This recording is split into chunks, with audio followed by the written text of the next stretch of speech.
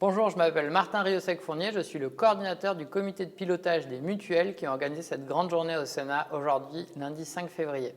Je suis là aujourd'hui parce qu'en fait, aujourd'hui, il y a nécessité de faire un bond en avant au niveau de la santé publique, un bond en avant au niveau de la prévention. Les mutuelles de santé réunies aujourd'hui, et il y en a beaucoup, il y avait 7 mutuelles organisatrices, 40 mutuelles signataires d'une tribune dans le monde et ce matin, le président Éric Chenu qui représente 35 millions de personnes protégées par une mutuelle.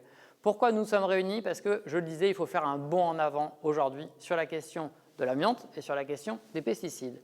En France, un Français sur 3 malheureusement est touché par une ou plusieurs maladies chroniques. 23 millions de Français. Qui dans sa famille n'a pas un membre malade d'une maladie évitable? Pensons au cancer, quasiment un demi-million de personnes déclenchent chaque année un cancer.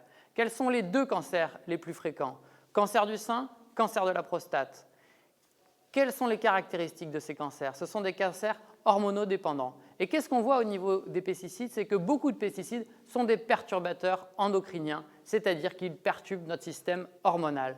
Et ça n'est pas un hasard si le cancer de la prostate est reconnu comme maladie professionnelle chez les agriculteurs. C'est parce que les pesticides sont associés au risque de cancer de la prostate. Donc si nous sommes ici, c'est pour répondre aussi à Gabriel Attal en lui disant que face au bond en arrière qu'il propose en mettant en pause le projet de diminuer par 2 les pesticides d'ici 2030, au contraire, il faut faire un bond en avant et il faut aller vers 100% de bio dans l'agriculture en France et en Europe.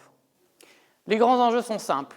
Aujourd'hui, il y a, concernant l'amiante, concernant les pesticides, des lois qui existent et des lois qui sont bonnes. Mais c'est des lois qui ne sont pas assez appliquées.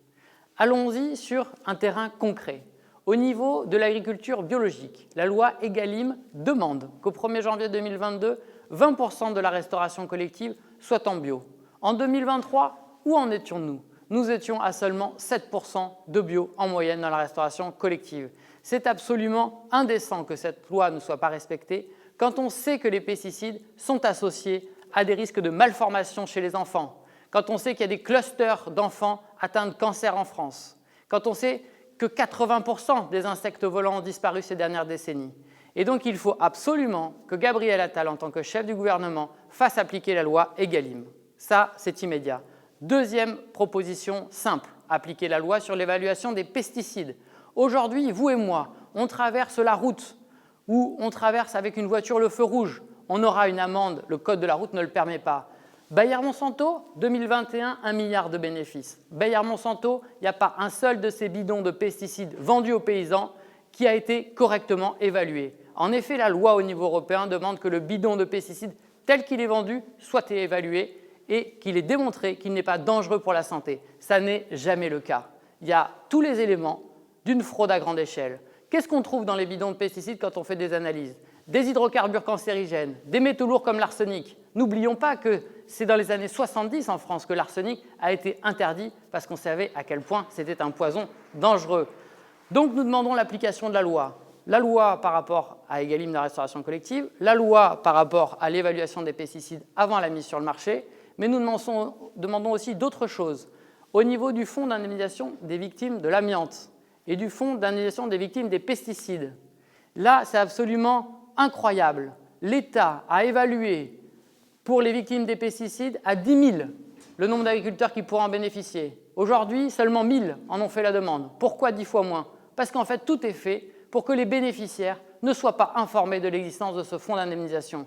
Ça n'est pas correct. Nous demandons à ce qu'il y ait un courrier rapide envoyé à tous les bénéficiaires possibles du fonds d'indemnisation des victimes des pesticides. Autre point concernant ce fonds d'indemnisation des victimes des pesticides.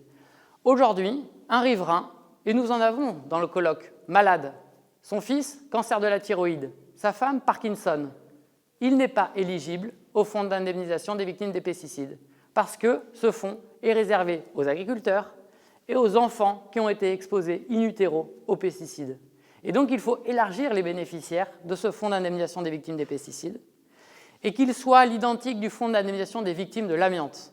Concernant l'amiante, ce fonds d'indemnisation des victimes de l'amiante, il a le mérite d'exister. Mais là aussi, le bât blesse. Pourquoi le bât blesse?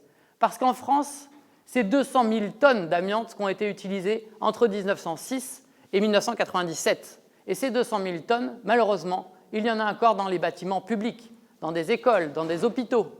Et ces 200 000 tonnes, ils continuent de tuer. C'est-à-dire qu'en 1997, on a arrêté de vendre de l'amiante, mais par contre, aujourd'hui, on a énormément de déchets amiantés à gérer.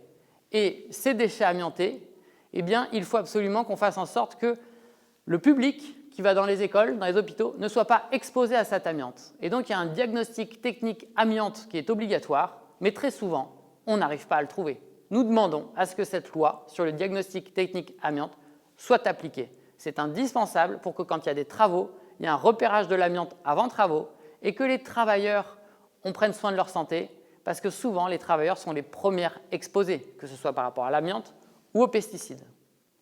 Le rôle des mutuelles est déterminant. Ambroise Croizat leur a donné la responsabilité d'aller de l'avant, d'être les locomotives de la santé publique, d'être les locomotives de la prévention. C'était en 1945. Nous sommes en 2023. Cette légitimité, nous l'avons aujourd'hui parce qu'Ambroise Croizat nous l'a donnée.